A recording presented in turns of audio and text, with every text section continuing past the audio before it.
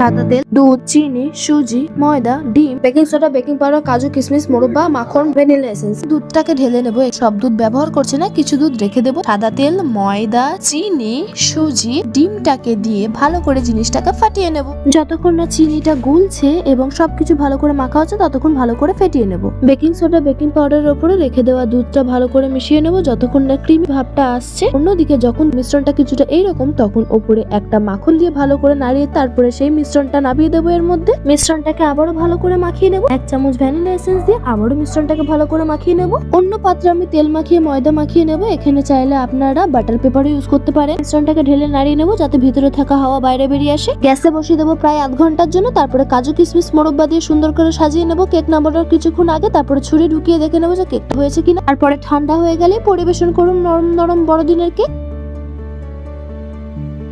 Okay, by.